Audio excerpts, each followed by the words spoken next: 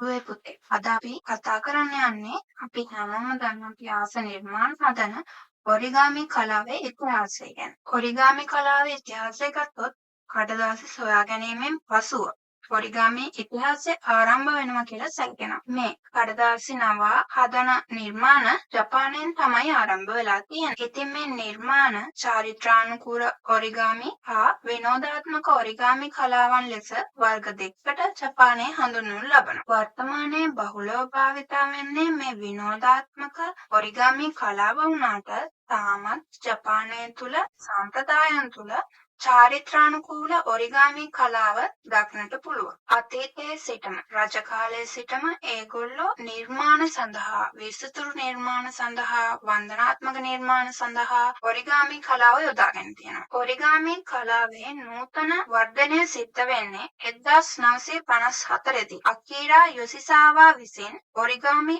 ආකෘති නැමෙන ආකාරය දැක්වීම ග්‍රැන්ඩ්ලට් ක්‍රමය නම් අංකනයක් නිර්මාණයත් සමග. ඒ වගේම තමයි එත නැමීම මගේ ඔරිගාමි නිර්මාණ තාක්ෂණය ඔහු ලොවට හඳුන්වා දී තිබෙනවා. ඒක කොහොමද ඇත්තටම කරන්නේ? මේක කරන්නේ ජලය භාවිතා කරලා කඩදාසිය තෙමලා ඒකෙන් පහසුවෙන්ම කඩදාසියේ හසුරුවලා නිර්මාණ සෑදීමේ ක්‍රියාවලියක්. ඒ වගේම තමයි ඔරිගාමි කලාව සම්බන්ධයෙන් තවත් කතාවක් තියෙනවා. ඒ තමයි සදාකෝ සහ ක්‍රේන් පක්ෂීන් 16 කතාව. ඉතින් මේ ක්‍රේන් පක්ෂයක් ගත්තොත් ජපානයේ විශ්වාසයක් තියෙනවා මේ ක්‍රේන් පක්ෂීන්ගෙන් වාසනාව ළඟා වෙනවා කියලා. ඒ වගේම තමයි ඔරිගාමි ක්‍රේන් කුරුල්ලන් දහසක් නිර්මාණය කරන අයගේ ආශාවන් ඉෂ්ට වෙනවා කියලා. ඉතින් මේ කතාව ජපානයේ හිරෝෂිමා පරමාණු බෝම්බ ප්‍රහාරයේ විකිරණ වලට නිරාවරණය වී ලියුකේමියා රෝගී තත්ත්වයේ සිටි සදාකෝ සසාකි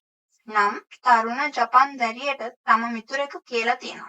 මේ කතාව අහපු සසාකි එයාට සුව වෙන්න කියලා ප්‍රාර්ථනා කරලා ක්‍රේන් පක්ෂීන් දහසක් නැමීමට තීරණය කරලා තියෙනවා. ඒත් එයා හිටපු වාට්ටුවේ දරුවන් එක්කෙනා මිය යනකොට ඇයට ජීවිතේ බේරගන්න බැරි බව ඇය තේරුම් අරන් තියෙනවා. ඉන්පසුව ඇය ප්‍රාර්ථනා කරලා තියෙන්නේ ලෝක සාමය හා දුක් වේදනා අවසන් වීමයි.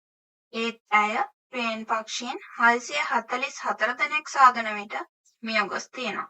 ඉන්පසු ඇයගේ මිතුරන් විසින් හිරෝෂිමා සාම උද්‍යානයේ ඇගේ නමින් ස්මාරකයක් සාදා සෑම වසරකම ක්‍රේන් පක්ෂීන් මිලියන 10ක් ඇගේ ස්මාරකය අසල තබනවා. ඒ වගේම තමයි මේ වන විට ලෝකයේ විවිධ තැන්වල ඔරිගාමි සංගම් පවා පිහිටුවලා තියෙනවා. ඉතින් මං හිතනවා අපි හැමෝම දන්න ඔරිගාමි කලාවෙන් ඔබට ඔරිගාමි නිර්මාණ වලින් ඔබට ඔරිගාමි කලාවේ ඉතිහාසය ඔයගොල්ලෝ දැනගන්න ඇති කියලා. මේ වගේම දැනුම පිරිච්ච වීඩියෝ එකකින් නැවතත් අපි හමු වෙනකල් අපිව subscribe කරන්න, like කරන්න, comment කරන්න, share කරන්න.